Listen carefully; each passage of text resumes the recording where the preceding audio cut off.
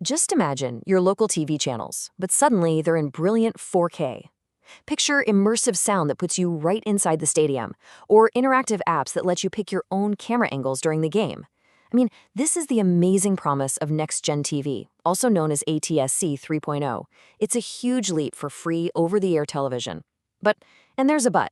Getting this incredible tech into all of our living rooms, well, it's turning out to be a bit of a steeplechase. So let's get into it. Okay, so just so we're all on the same page here, this is part 9 of a 10-part tutorial. For this deep dive, we're really going to focus on what all this means for us, the viewers. This whole explainer is based on Chapter 9 of a really detailed report for broadcast pros by Virtualization Options LLC. And we're going to break down the big challenges around consumer gear, compatibility, and what it's going to take to actually get this tech into our homes. And that leads us right to the big question, doesn't it? The technology for next-gen TV is already rolling out across the country. It's here. But is my living room actually ready to receive it? Well, for most of us, the answer is kind of complicated. And that brings us to the first huge hurdle in this race, the equipment gap. This is, without a doubt, the most fundamental challenge facing every single person who currently watches TV with an antenna. So here's the bottom line.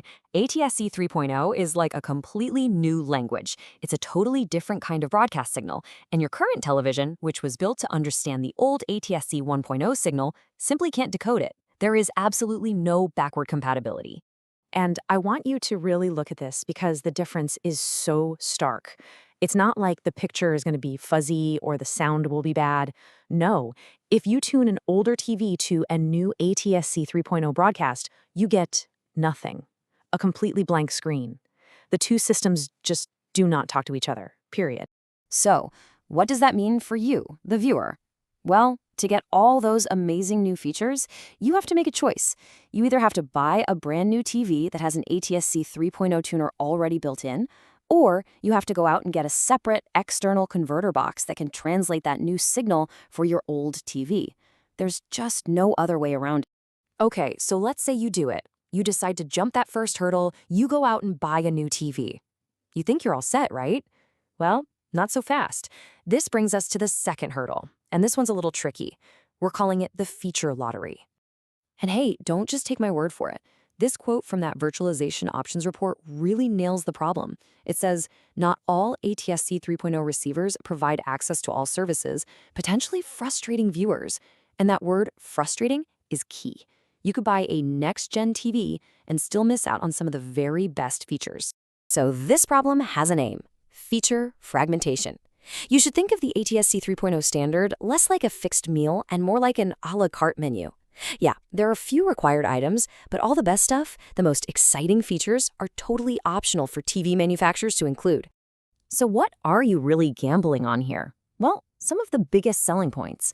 A TV marketed as ATSC 3.0 might not actually support 4K video over the air, or it might not have the right stuff inside for that incredible immersive audio, or it might not be able to run those cool interactive apps we talked about. It all comes down to what the manufacturer decided to put in that specific model. And you can probably guess the result of all this, right? It's just massive consumer confusion. When you can't be sure that the next-gen TV you're buying actually has the next-gen features you want, it makes that decision to upgrade so much harder. It really puts the burden on you, the consumer, to become an expert. Okay, so that brings us to our third and final hurdle. And for this one, we need to zoom out because this scales those individual problems up to a national level. We're talking about the huge challenge of adoption. Just let this number sink in for a second. There are over 100 million television households in the United States. For this transition to be truly complete, every single one of those homes that uses an antenna, every single one eventually needs to have gear that can receive the new signal. That is a monumental task. And look, this burden isn't just on us, the consumers. To avoid suddenly cutting off millions of viewers overnight, broadcasters have to do something incredibly expensive and technically complicated. They have to broadcast two separate signals at the exact same time. This process is called simulcasting. So what exactly is simulcasting? Well, for a period of years, TV stations will be sending out their programming on their old ATSC 1.0 channel for all the existing TVs and on a new ATSC 3.0 channel for people with the new equipment. It's like printing a newspaper in two different languages every single day. It's a huge operational and financial strain on them. So, with all these hurdles, the equipment gap, the feature lottery, the cost, how do we actually get to the finish line where everyone can enjoy the benefits of next-gen TV? Well, the path forward is going to require a serious, coordinated effort.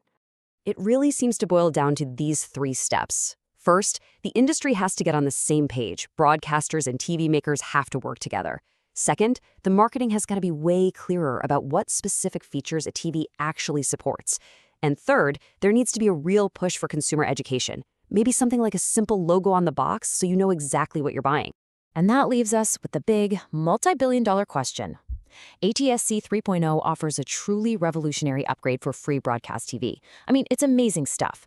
But are those promises, 4K video, interactive content, incredible audio, are they compelling enough to convince millions of us to navigate the equipment gap, the future lottery, and this really long transition period? The future of over-the-air TV, it really depends on the answer to that question.